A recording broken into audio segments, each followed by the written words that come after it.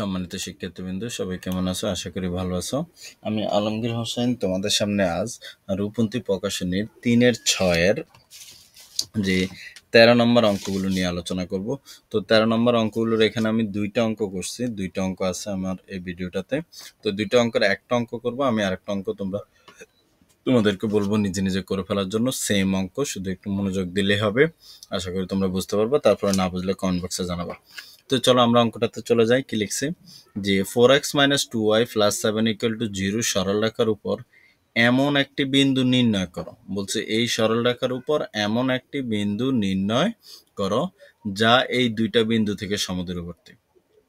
বলছে যে এত সরলরেখার উপর এমন একটি বিন্দু নির্ণয় করার জন্য এই সরলরেখার উপর একটা বিন্দু নির্ণয় করো যা এই দুইটা বিন্দু থেকে সমদূরবর্তী। মানে কথাটা হলো, আমরা যদি এটা চিত্রটা দেখি একটু, চিত্রটা যেমন এরকম একটা চিত্র হবে। বলছে একটা সরলরেখা, ধরো আমি উপরের সরলরেখাটা আগে আঁকি, যে এই যে দেখতে পাচ্ছ সরলরেখা, এটা আমি ধরে নাও সাপোজ এটা। এই সরলরেখার উপর এমন একটা বিন্দু নির্ণয় করো, ধরো আমি এই বিন্দুটাই সেটা নির্ণয় করো যেটা এই দুইটা বিন্দু থেকে সমদূরবর্তী। ধরো এই বিন্দুর একটা হইলো এখানে 2, 3, আর একটা হলো -2, কত 4। মানে আমাকে এখন এমন একটা বিন্দু নির্ণয় করতে হবে যেন এখান থেকে আর এই বিন্দু থেকে দোনোটা সমদূরবর্তী হয়।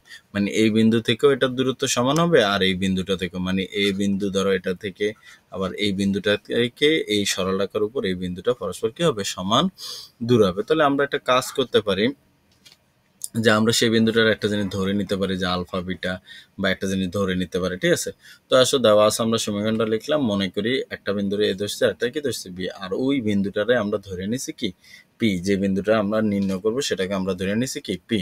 তো আমাদের এখন টার্গেট কি, আমরা যে চিত্রটা আঁকছিলাম সেটার মধ্যে যদি সেটা অনুসারে আমরা দেখি, তাহলে আমরা যেটা করব সেটা অনুসারে, যে ফি আলফা বিন্দুটি 1 নং রেখার উপর অবস্থিত, তাই না? যে বিন্দুটা আমরা ধরে নিছি সেটা কার উপর, ওই সরলরেখাটার উপর অবস্থিত। তো এটার উপর অবস্থিত মানে কি বলা যায়, এটার উপর অবস্থিত মানে আমি চাইলে এই এক্স এর জায়গায় আলফা আর ওয়াই এর জায়গায় কারে বসে দিতে পারি।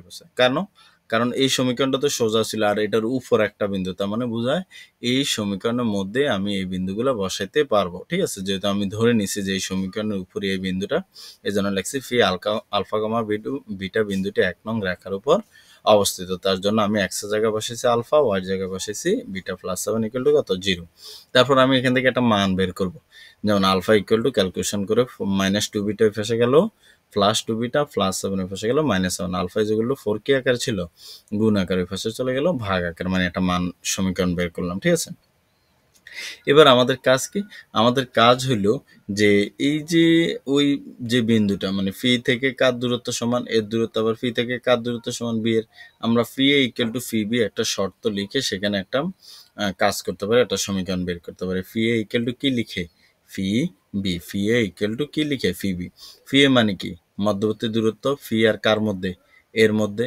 আর ফি বি মানে কি, ফি আর বির মধ্যে মধ্যবর্তী দূরত্ব।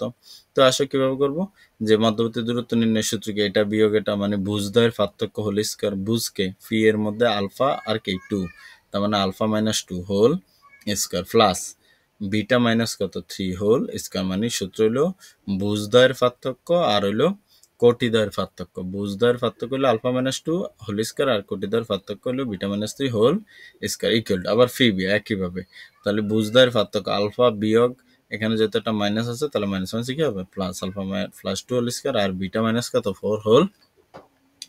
উভয় পাশে কি করব, বর্গ করব, তাহলে কি উঠে যাবে, রুটটা উঠে যাবে। আর কি করব, ভিতরে সূত্র লাগবে, ম্যানেজেবল স্কয়ার সূত্র কি, a square -2ab, 2ab, a হলো আলফা, b হলো 2, তোমার 2 দুগুণে কত 4, মানে 4 আলফা, প্লাস b স্কয়ার মানে কি 2 স্কয়ার, মানে কত 4, বিটা -3 হোল স্কয়ার, মানে তাও b স্কয়ার -6 বিটা।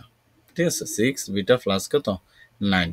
এখানেও ঠিক একইভাবে আবার কি করব, সূত্র করব, ক্যালকুলেশন করে সব এক পাশে নিয়ে আসবো। নিয়ে আসার কারণে আমরা পাচ্ছি এরকম একটা 2b - 8 আলফা -7 = কত 0। এই যে একটা সমীকরণ এখানে আসলো 2b - এই অংশটা থেকে ক্যালকুলেশন করলে আমার এই সময় সবগুলো এক পাশে নিয়ে আসলে এই আনসারটা আসবে।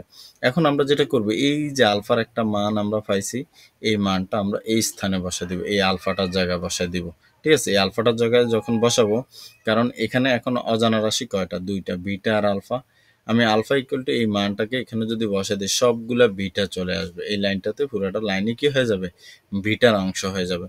তাহলে আমরা যদি বসাই দিই, সেখানে বসা দিয়ে সাইড দিয়ে 8 কাটাকুটি 4 দ্বিগুণে কাটাকাটি করলে এখানে যেটা হবে আমরা দেখতে পাচ্ছি 2 দুগুণে 4 4 বিটা আর মাইনাস 7 দুগুণে 14, যেহেতু আগে একটা মাইনাস ছিল মাইনাস মাইনাস কি হয়ে গেছে প্লাস, আর এখানে কি 7 মাইনাস 7 ইকুয়াল টু, তাহলে এখান থেকে কার মান বের হয়ে যাবে, বিটার মানটা বের হয়ে যাবে। তাহলে বিটার মানটা এখানে আসবে কত, 7/2, মানে এই অংশটুকুর ক্যালকুলেশন করলে বিটার মান 7/2।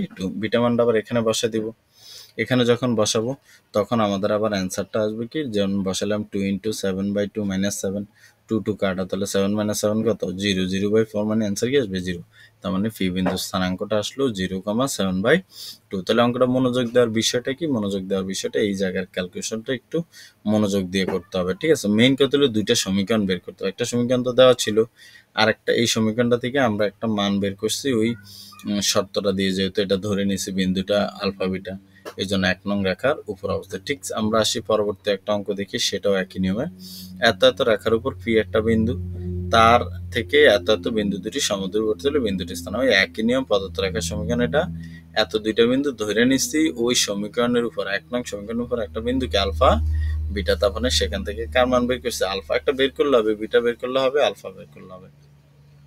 তাহলে 1 নং সরলরেখার উপর যেহেতু একটা বিন্দু, তাই আলফা বিটা আমরা এই জায়গায় বসাতে পারবো। তাহলে আলফা ইকুয়াল টু কি আসলো, 3b + 2। এরপর বলছে ফি বিন্দু থেকে দুইটার দূরত্ব সমান, তাই না? তাহলে আমরা লিখবো ফি ইকুয়াল টু কি, বি, ফি বি। তারপর ফি মানে কি, মধ্যবর্তী দূরত্ব, ফি আর এর মধ্যে ফি বি মানে আবার কি দূরত্ব, মধ্যবর্তী দূরত্ব। তারপর আমরা কি করব, a - b স্কয়ার সূত্র a² - 2b + b square, b - a - b square সূত্র a² - 2b + b স্কয়ার। উভয় পাশে বর্গ করছে, রুটটা সরে গেছে।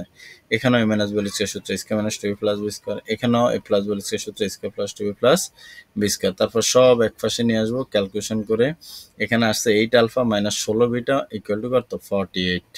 এই জায়গায় আমরা এই মানটা বসাই দেবো, কার জায়গায়, আলফা স্থানে 3 বিটা। এই যে আলফা যেখানে লেখা, এই আলফার জায়গায় কি বসবে, 3 বিটা প্লাস কত, 2। যদি এটা আমরা বসাই দিই, এই আলফার জায়গায় বসাই দিই, মানে এখান থেকে 8 কমন নিয়ে বাদ দিয়ে দেওয়া হয়েছে, 8 কমন নিলে এখানে থাকে আলফা, এখানে থাকে 8 দুগুণে 16 2 বিটা, এখানে যখন 8 ওই পাশে ভাগ আকারে চলে গেছে, 6টা কত, 48। এই আলফার জায়গায় বসাই দেওয়া হয়েছে কি 3b প্লাস 3 বিটা প্লাস 2 আর মাইনাস 2 বিটা ইকুয়াল টু কত, 6। তাহলে বিটা মান কত আসলো, 4। এখান থেকে ক্যালকুলেশন করলে বিটা মান কত আসবে, 4। আর এই বিটা মানটা আমরা কয় নঙে বসিয়ে পাবো, 2 নঙে বসিয়ে পাই, তখন সেখানে আমার কা বিন্দু, ফি বিন্দু স্থানাঙ্কটা বের হয়ে যাবে, ঠিক আছে। আমরা একটু মনোযোগ দিয়ে অঙ্কটা করলে আসলে হয়ে যাবে, ক্যালকুলেশনগুলো একটু মনোযোগ দিও তোমরা, তাইলে আর কোনো সমস্যা নেই, ঠিক আছে। আশা করি বুঝতে পারছো, না বুঝলে আমাকে কমেন্ট বক্সে জানাও।